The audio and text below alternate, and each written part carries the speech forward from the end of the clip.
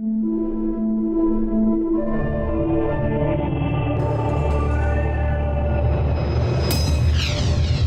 following program deals with a controversial subject. The theories expressed are not the only possible interpretation. Viewers are invited to make a judgment based on all available information.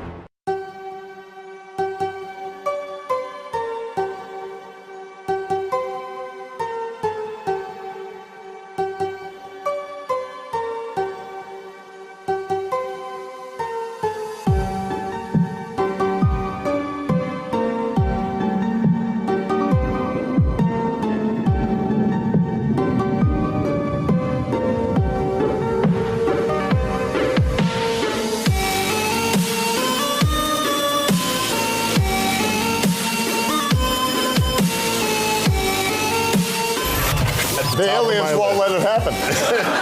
You reveal all their secrets.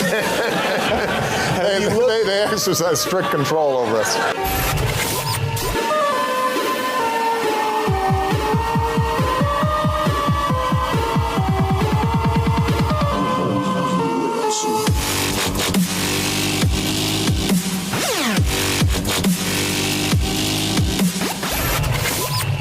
And you know, there's a new name. It's unexplained aerial phenomenon. Unexplained aerial phenomenon, Yep, really? Yep, UAP. That's the latest nomenclature.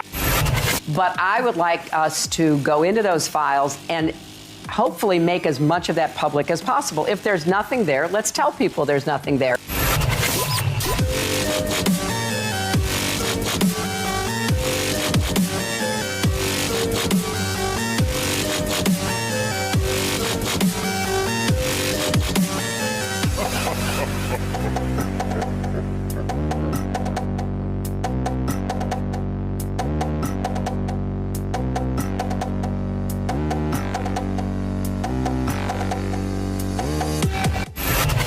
What if there is something there? Well, if there is something there, unless it's a, threat to national security, I think we ought to share it with the public.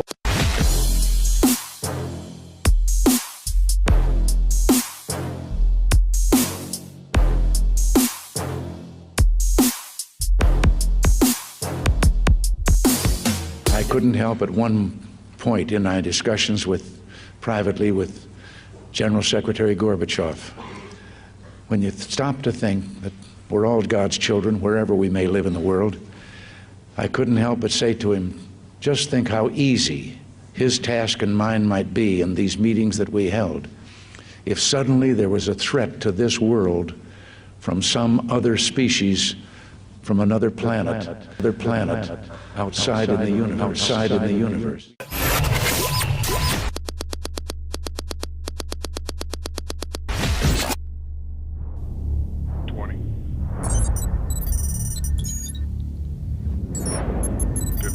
T-minus 15 seconds, standing by for terminal count. T-minus 10, 9, 8, 7, 6, 5, 4, 3, 2, 1. Main engine ignition and liftoff of the Atlas V rocket with LRO Alacross, America's first step in a lasting return to the moon.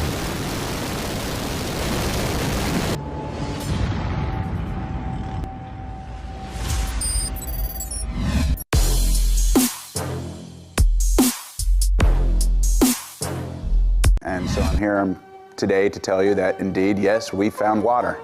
And we didn't find just a little bit, we found a significant amount. If you remember, about a month ago, we were talking about teaspoons going to glasses over football fields. Well, now I can say today that in the 20 to 30 meter crater Alcross made, we found maybe about a dozen of these 2-gallon buckets worth of water. So this is initial results, it's preliminary. You're going to hear how we came to this conclusion today. I'm going to walk you through it. And it's probably a lower bound on the total amount of water we've seen here. And there's a whole lot more beyond the water. So that's the exciting part in my mind, is it's not only about the water now. There's actually a lot more here that we're going to be.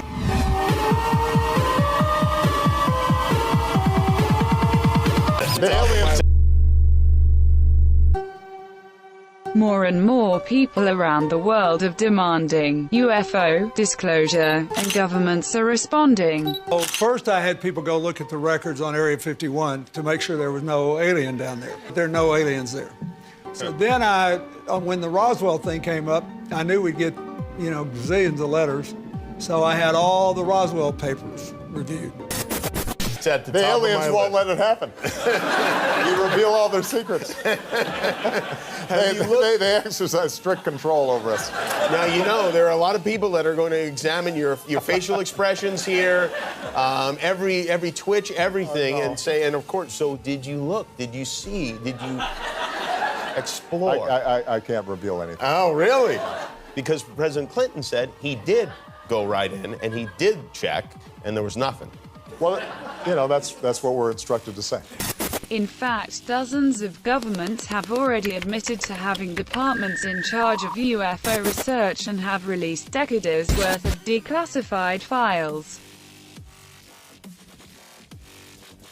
While these files do not contain strong evidence to support the existence of extraterrestrial beings, they do officially report objects traveling at high rates of speed, performing maneuvers that no known aircraft can perform. These well-documented encounters raise a number of important questions, and politicians are now beginning to promise us answers.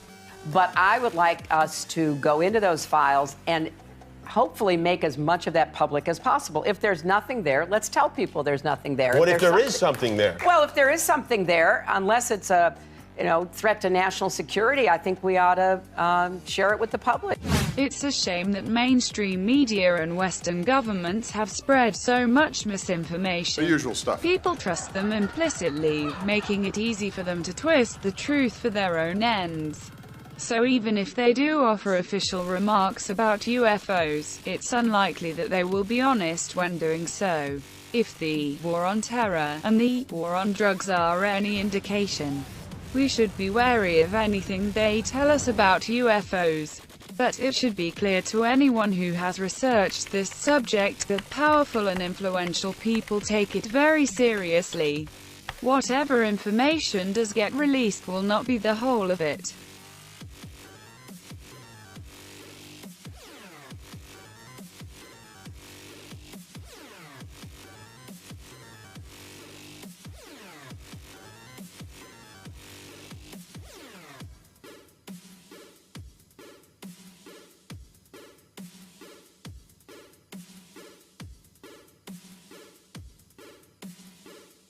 A UFO in China's skies forced Zhoushan Airport to stop operations on July 7th.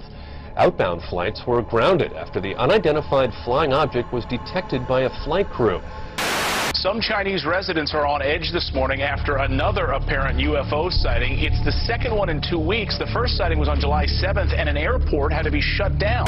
Weird as it gets. A light appearing high in the Arctic sky, baffling those who saw it and exciting a lot of comment. Early yesterday morning, just before dawn, this appeared in the Norwegian sky. Why do we always wait until the government or the media verifies something in order to believe it's true? Why do we assume that anyone without these official credentials is lying, or crazy, or both? If we simply did our own research, we could come to our own conclusions and we wouldn't be so easily fooled when these official sources lie to us. There is so much information out there and so much evidence to support not only the existence of UFOs but of extraterrestrials as well. We don't need the government to tell us what is already apparent. We just need to do independent research and think for ourselves.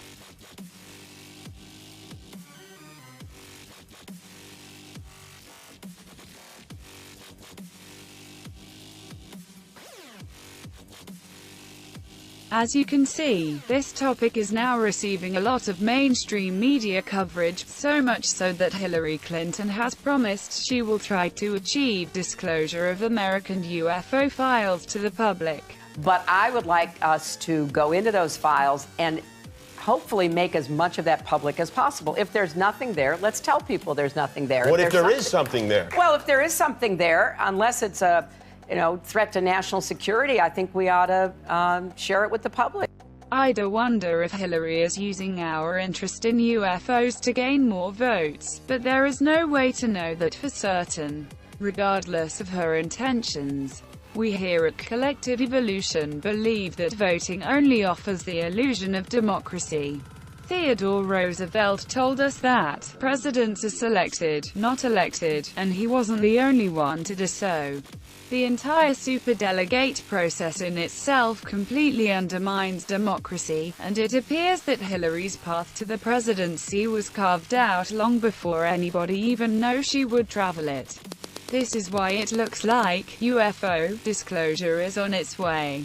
So, ask yourself, why has it taken so long to accustom people to the fact that these objects are real, do exist, and have possibly existed well before the existence of modern-day humans?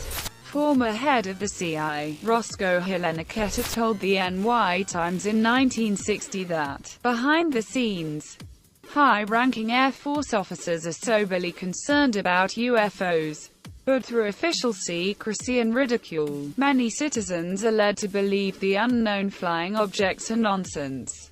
UFO doesn't necessarily mean extraterrestrial, but, as with all of the evidence that presented itself prior to the disclosure of their existence, we have similar evidence and a great deal of information to believe that the extraterrestrial hypothesis is a possible explanation for some of these UFOs. A few years ago, you were branded a conspiracy theorist for believing that UFOs are real. Today, more than half of the American population believes in their existence. And this was before dozens of governments decided to disclose their existence. A simple Google search of the latest polls will show you this statistic. Both NASA astronauts and high-ranking military personnel have told us that we are not alone, and that governments are aware of several different extraterrestrial races. It wasn't long ago when Paul Hellyer, former Canadian Defence Minister, stated that the government knows of at least 4. That this industrial military complex had to have an enemy in order to justify such huge military expenditures when people are starving all over the world and dying from lack of medical care and so on. And he said first it will be the communists, and they had a good run at the communists. And then he said it will be the terrorists, and now they're having a good run at the terrorists. And then he said it will be the extraterrestrials, and now they're trying to get money to establish a base on the moon and do other things, which some of us feel is probably more military oriented than it is scientifically oriented. Or the Edgar Mitchell, the 6th man to walk on the moon, told us that he has been privileged enough to be in on the fact that we are not alone, and that they have been visiting us for years. There is a serious possibility that we are being visited and have been visited for many years by people from outer space, by other civilizations. Who they are, where they are from, and what they want should be the subject of rigorous scientific investigation and not be the subject of rubbishing by tabloid newspapers. Lord Admiral Hill Norton, former Chief of Defence Staff, 5-star Admiral of the Royal Navy, Chairman of the NATO Military Committee. I think there is a cover-up. 5% remain totally unexplained. And you're saying to 5% unexplained to the point where they are legitimately an unidentified flying object. And we're talking about generals. We're talking about Air Force pilots. We're talking about governors of states that claim that, hey, this is beyond our understanding of the laws of physics. These are multiple sightings by multiple modes. In other words, pilots, eyewitnesses, radar, visual sightings. These are very hard to dismiss, the handful of sightings. One over Alaska, another over Belgium, another over Iran. The handful of things that still cannot be explained defy known laws of physics. Houston, there's a light out there. Technically, becomes an unidentified flying object. They're here, they're parked on the side of the crater, they're watching us. Who's built these structures? Where are they from? What do they want? Is it a UFO? And he's smiling at me, and he crosses his arms and he says, I can't tell you that. The aliens won't let it happen. You reveal all their secrets. They exercise strict control over us. It's true that many alien enthusiasts end up picking up strange signals and transmissions, but often, these end up having a more earthly origin, namely the US military. Back in the 70s and 80s, the government started receiving tips about strange sounds and sightings and realized that their secrets could easily be exposed. So the government started a program to lay a false breadcrumb trail. This way, they could lead people down the wrong path and stay apprised of what the conspiracy community was talking about. It can be easy to dismiss ufologists and conspiracy theorists. But the idea of a government taking advantage of its citizens' gullibility is unsettling, especially when you consider the potential impact on one's mental health. Isn't it hard to believe that as little as only 2 years ago, WikiLeaks released secret cables that actually disclosed information about ETs in our solar system and hardly anybody batted an eyelid? Of course, the reason nobody did batter an eyelid is due to the fact the media, like always, hushed things up. The important documents released a couple of years ago by WikiLeaks offered hints about aliens and extraterrestrial presence. Is it coincidental that recently, NASA, who have for a long time been accused of hiding alien life, have accepted that we are not alone in the universe, and if all goes as planned, we will definitely meet aliens in a decade or two? Hello and welcome to NASA headquarters. I'm Ellen Stofan, NASA's chief scientist, and I'll be your moderator and facilitator for today's event, where you'll hear about a truly extraordinary topic, the search for life in the universe. As former astronauts, John and I are often asked, have we seen or do we believe that there is life beyond Earth? And I can't speak for John. I'll let John speak for himself later on, but while I may not have actually encountered extraterrestrials, and I did not, as a matter of fact, although I looked all the time. I have always been inquisitive, and so I was looking really hard. I would venture to say, however, that most of my colleagues here today, as well as probably most of you in the audience, are probably convinced that it's highly improbable in the limitless vastness of the universe that we humans stand alone. And welcome everyone to our session on the search for life in the universe. We are entering a new realm in our search to answer the question, are we alone? And today we're here to tell you a bit of a grand story. I think there is a cover-up, or what the reasons may be for governments wishing to cover up the facts about UFOs. WikiLeaks documents didn't sadly bring down any of the lying governments or agencies that have deceived us and have implicated in the cover-up, but it did tell us all one very important thing. Way before NASA breathed a word, that extraterrestrial life exists.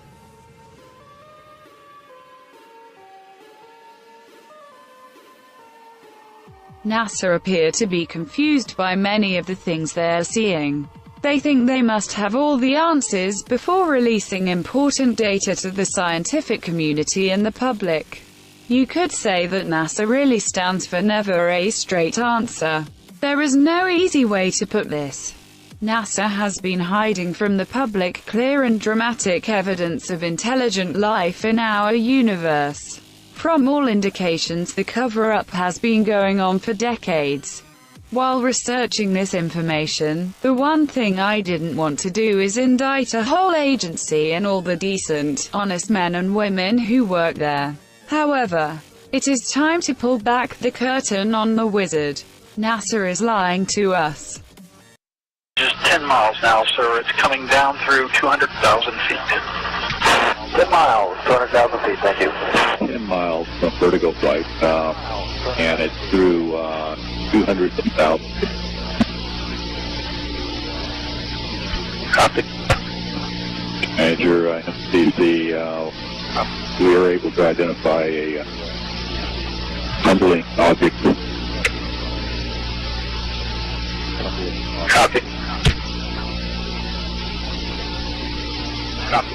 And Mission Manager MTC, be advised, from our vantage point, we do not see a throat shoot. Negative throat. Copy. Copy. Vertigo Mach, the track bears 2009 miles, sir.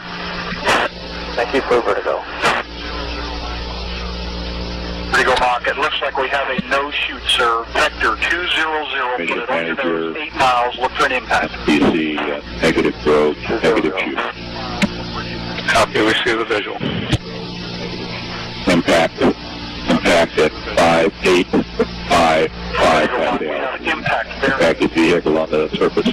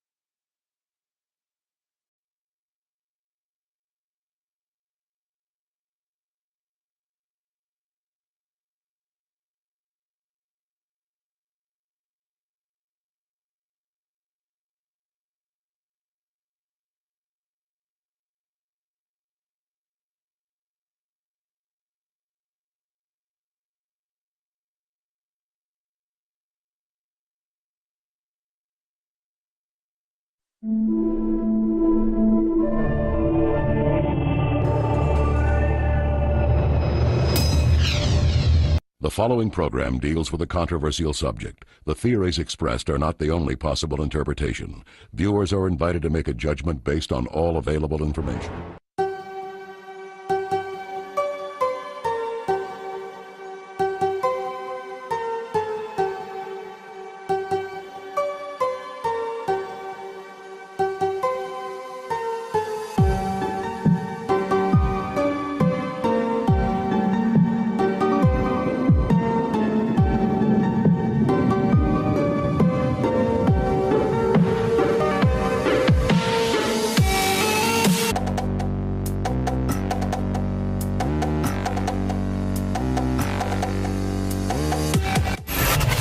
What if there is something there? Well, if there is something there, unless it's a, threat to national security, I think we ought to share it with the public.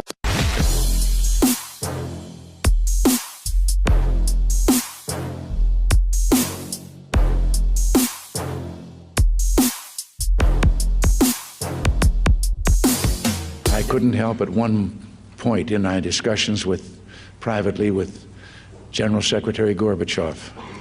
Unexplained aerial phenomenon. Unexplained aerial phenomenon, really? Yep, UAP. That's the latest nomenclature. But I would like us to go into those files and hopefully make as much of that public as possible. If there's nothing there, let's tell people there's nothing there.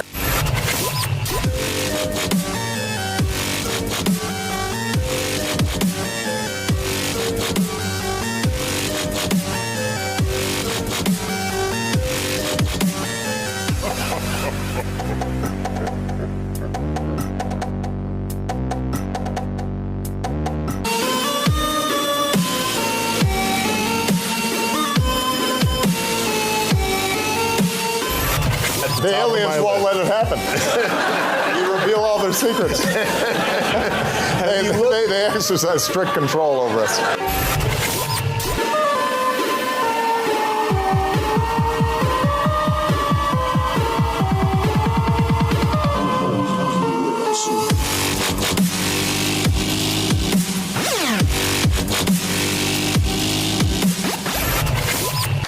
And you know, there's a new name. It's unexplained.